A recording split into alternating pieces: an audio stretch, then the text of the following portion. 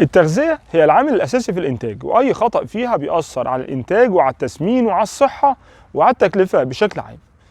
النهاردة هنتكلم في مجموعة أخطاء بتقع فيها المربيين من غير ما تعرف طبعا في التغذية. أبقى بأكل من ناحية على أساس إن أنا هلاقي في الآخر عائد، سواء في الإنتاج بتاع المواليد أو سواء في التسمين، ولاقي نفسي بضيع كل ده بسبب أخطاء بسيطة يمكن يكون ناس كتير غايبة عنها ما تعرفهاش. خليكم معانا في الفيديو النهارده، هنتكلم بشكل سريع ومبسط عن الاخطاء دي، وتابعوا الفيديو للنهايه. مساء الجمال على كل اخواتي وحبايبي في كل مكان، اتمنى يا رب جميعا تكونوا بافضل حال. النهارده باذن الله ميعادنا مع فيديو جديد من مزرعتكم مزرعه العمده، وهكون معاكم باذن الله رامي العمده. خليكم معانا. رقم واحد، الاعلاف الخضراء، طبعا منهم البرسيم. استخدام الاعلاف الخضراء بشكل كبير بيعمل انتفاخات وبيعمل اسهالات. استخدامها وهي مبلوله، يعني لسه مثلا مرشوشه او لسه مثلا ايا كان، مثلا ركنينها في مكان وجي عليها ندى، ايا كان مبلوله بتعمل اسهالات. الاعلاف الخضراء كمان، سواء انا بتكلم عن حشائش او برسيم او اي حاجه، كمان لو سخنه، يعني لو جينا في وقت مثلا ظهر والشمس ساطعه قوي وجبنا برسيم وجبنا او مثلا اي حشائش من الارض وقدمناها للحيوانات مباشره، الحيوانات برضو بتعمل اسهالات. طيب الحل ايه؟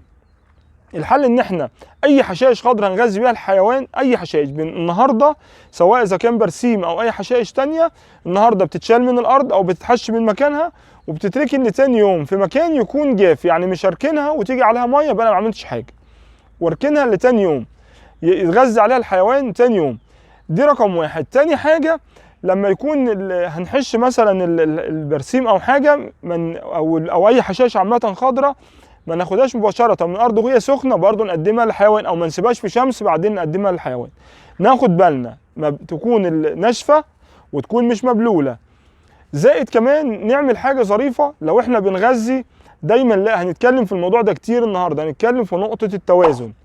بمعنى ان انا النهارده اكلت اعلاف خضراء كتير، اكلت برسيم اخضر كتير، اكلت كل انواع الحشائش اللي بناخدها من الارض كتير، لازم اوازنها بحاجه احنا بنسميها بتربط المعده.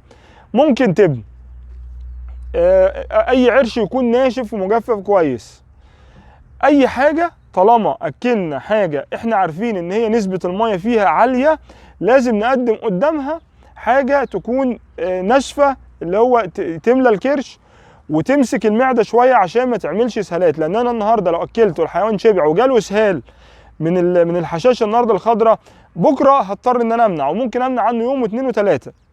فاهم؟ طب وانا النهارده لو انا زارع عشان خاطر اكل، يبقى انا هقعد كل ما ازود التغذيه في الاخضر يبتدوا يسهلوا لي، وابتدي بعد كده اقطع يوم واثنين وثلاثه، وبعد كده عشان ارجع تاني بالتدريج، كل الكلام مش هينفع. بناخد بالنا من الاول. رقم 2، استخدام العيش الناشف. العيش الناشف فيه قيمه غذائيه عاليه قوي وفيه طاقه، عشان بس هنفرق النهارده ما بين الطاقه وما بين البروتينات والكلام ده. النهارده الطاقه يعني مثلا هنبص للعيش الناشف، دي حاجه فيها طاقه، الذره الصفراء فيه دي طاقه، الشعير طاقه، كل الكلام ده بيدي طاقه، الرده بتدي طاقه مش بروتين، يعني ما ينفعش للتسمين وحديه. المهم هو في قيمه غذائيه، في قيمه غذائيه حلوه جدا، بس استخدامه بشكل مفرط. ومش عايز اقول لكم مفرط اللي هو في دماغك ان انا هفضل بقى اكل لحد ما الحيوان كرشه يتملي، لا. يعني انا مجرد ان انا ممكن اكل نص كيلو لحيوان، لو نص كيلو ممكن يسهل بعدها في نفس اليوم يسهل. هعمل لكم حلقه برضو بالنسبه لموضوع الاسهالات، ما بتبقاش مضره بالشكل اللي احنا نخاف منه، بس هنضطر ان الحيوان هيمنع اكل يوم واثنين وبعدها يرجع ياكل بالتدريج تاني. لو الحيوان اذا كان تسمين او اذا كان الحيوان مثلا عشار او حاجه او بترضع، ده هيأثر طبعا على صحتها. يبقى طب نستخدم العيش ازاي؟ اول حاجه نستخدم عيش ناشف جدا مجفف حلو قوي، يكون خالي من اي عفن. تمام. 2، بعدين هنأكل عيش نحط قدامه زي ما قلت لكم، التوازن هنا مطلوب في كل حاجه. هنحط قدامه العيش، ممكن عشان خاطر لو انا عايز اضيف اعلاف عليه بس ويظبطه، ازود له شويه رده. لو زودت رده قدام العيش مهما كان الحيوان كل منه مش هيجي له اسهال. هنقول ان في رده في العيش، مثلا اذا كان عيش بلدي، انا بتكلم على انواع الخبز عامه يعني. زائد كمان العيش البلدي نفسه لو كلوا منه برضه نفس الكلام، نسبه الرده قليله، فممكن نضيف له رد. او التبن زي ما احنا قلنا باي شكل من الاشكال، التبن سواء تبن فول، تبن يعني فول صويا، تبن فاصوليا، ايا كان التبن هو اللي بيربط وبيعمل توازن ما بين حاجه زي العيش وبرضه زي الماده المالئه والحاجه الناشفه اللي بتربط المعده عشان نتلاشى الاسهالات. رقم 3 الاعتماد على نوع علف واحد سواء في التسمين او في انتاج المواليد. وزي الناس طبعا دايما عندها نقطه مخطوئه بالنسبه للدريس الحجازي، احنا بنقول ان هو بيوصل البروتين اللي فيه لممكن ل 18% في البرسيم اللي جودته عاليه.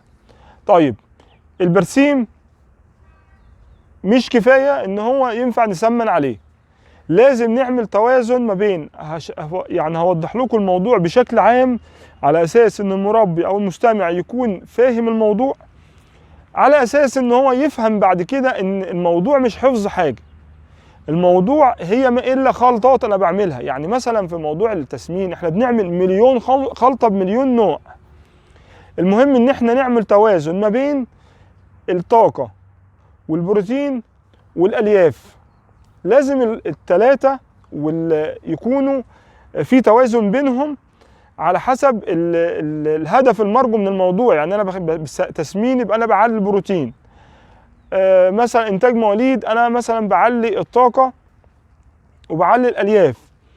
فهي دي الموضوع، ان انا اعتمد مثلا على برسيم الحجازي وحدي مش هينفع للتسمين، لازم معاه بروتين، لازم بروتين ولازم طاقه اعلى، هو في نسبه الياف عاليه قوي، لازم بروتين وطاقه والياف. في اي خلطه بنعملها او اي تغذيه بنغذي عليها لازم تكون في توازن ما بين الثلاث عناصر اللي بيحتاجهم الحيوان. رقم 4 ودي التغيير المفاجئ للعلف. التغيير المفاجئ للعلف ده مش بالنسبه للحيوانات بس، حتى بالنسبه للطيور التسمين كان دايما بيبقى بشكل واضح قوي ان احنا لما نيجي نغير لازم نغير بالتدريج. بالنسبه النهارده موضوع الفيديو بتاعنا ان احنا بنتكلم عن الاغنام والماعز، فتغيير العلف المفاجئ بيعمل انتفاخات وبيعمل فقدان شهيه وممكن يعمل اسهالات، والحيوان يقعد كذا يوم عبال ما يرد الاكل تاني، لان المعده ما بتبقاش متعوده على العلف اللي بتاكله ده، فبتبتدي يعني يحصل لها صدمه فما بتهضمش بسرعه. المهم ان احنا عشان نغير علف من نوع لنوع تاني لازم ان احنا نقعد على الاقل ندرجه من 5 ايام ل7 ايام بالتدريج. طبعا بالنسبه للتسمين بنوصل ل 3% من وزن الحيوان. بالنسبه للامهات انا بتكلم انا عندي هنا باكل نص كيلو، بسميها نص كيلو علف جاف حفظ وزن، زائد طبعا كل المصادر اللي احنا اتكلمنا عنها في التغذيه قبل كده، برضه كله بيدخل بالتدريج، مفيش حاجه. زائد ان انا النهارده لما تكون عندي مثلا والده او حاجه انا ببتدي ازود لها من نص كيلو لكيلو، طبعا ما بزودش النص كيلو لكيلو برضه في نفس اليوم، بالعكس بزود لها برضه بالتدريج. انا في غنى عن ان الحيوان يقعد يوم 2 و3 ما بياكلش او مثلا او مش عارف يهضم، فدي حاجه اساسا بدائيه بس لازم نبقى واخدين بالنا منها. طيب رقم 5 ان احنا واحنا بنقدم علف بنقدمه بكميات مش محسوبه. شوف يا صديقي، انت النهارده لما بتيجي تقدم علف بكميه قليله عن الاحتياجات الحيوان هيؤدي الى ضعف في النمو، دي رقم 1. هنقدم زياده، مش هتكلم في نقط كتير بس هبسطها لك، هنقول عليه هدر في العلف، هدر في المصاريف، هدر في التكلفه، بس مش هقول لك عن مشاكل صحيه ولا اي حاجه، بس بالعكس الزياده عن احتياجه هيجي في الاخراج فما استفدناش منه. بس يبقى احنا كده، زائد ان التحميل كمان على الهضم ممكن يأثر كمان على الموضوع بشكل سلبي، يعني يعمل ضعف في النمو، لان هو الهضم عنده مش مظبوط، عنده المعده بيدخل لها ازيد من احتياجه. مش هطول عليكم في النقطه دي بس سريعا. رقم 6، يا رب اكون بعد صح عشان يمكن الناس عارفاني ان انا في العد انا بنسى عامه اي حاجه. فالمهم رقم 6 تقديم العلف. لما بنيجي نقدم العلف مش بمواعيد ثابته، ناخد بالنا من النقطه دي، لان رقم 1 بتلخبط الهضم عند الحيوان. الحيوان بيحب يتعود على ميعاد معين بياكل فيه، بنقسم دايما الدارج عندنا بنقسم العلف الجاف لوجبتين. رقم 7 يا كل اخواتي، النهارده لازم رقم 7 دي نبقى نركز فيها اكتر من اي حاجه تاني. الميه، ناس كتيره بتهتم بالعلف وبتهتم بالنظافه وبتهتم بكل حاجه والتغذيه وبقى والخلطه شكلها عامل ازاي وكل الحاجات دي، وتنسى الميه والاملاح المعدنيه. الميه مش لازم ان انا اتكلم ان الميه تنقص، يعني الناس بتنسى مثلا الميه تنقص قدام الحيوان كتير. الميه بتتوسخ قدام الحيوان كتير، فالحيوان ما بيبقاش مقبل عليها زي العادي، يعني زي الطبيعي. فالميه والاملاح المعدنيه اللي هي الاقراص اهم، او خلينا في الميه. يعني الاملاح المعدنيه طبعا مهمه، لكن الميه اهم من التغذيه في الامتصاص وفي الهضم. اهم حاجه ما نغفلش عن نقطه الميه، لازم تتغير كل يوم. ومش هقول لكم يعني ابسط الامور ان الحاجه اللي بعد ما بنيجي نغير الميه بتتغسل غسله يعني مش هقول لكم كويسه وتتطهر والكلام ده، لا بتتغسل. يعني ابسط الامور حاجه نمشي فرشه كده نمشي ايدينا بيها بالميه ونكبها، ومش هتفرق مثلا من كل كام يوم لما شويه مثلا بريل ابسط حاجه وان احنا نغسلها غسله كويسه ونحط. اهم حاجه الميه عند الحيوان. رقم 8 استخدام، معلش وانا عامل فيها النهارده مدرس كيمياء بس هي الحاجات بتيجي معايا كده. في ناس بتيجي تاكل فبتحب يعني تخلط ما بين النقطتين، التوفير في تكلفه التغذيه مع يعني مع ان هي تبقى الموضوع يدخل معاها في قله جوده. بمعنى يعني ان واحد بيروح يجيب طماطم، واحد بيجيبها ب5 جنيه النظيفه قوي انضف حاجه، وواحد تاني يروح يجيبها ب3 جنيه ويقول له ده انا اشطر منك، ده انا جبتها انت جبتها ب5 وانا جبتها ب3. ماشي، ابو 3 دي المفروض تترمي مفعصه وجودتها ما فيهاش جوده اساسا. ماشي، اللي ب5 دي اعلى حاجه في السوق. ايهما افضل؟ هل ان ينفع ان الاثنين نقارنهم ببعض؟ لا.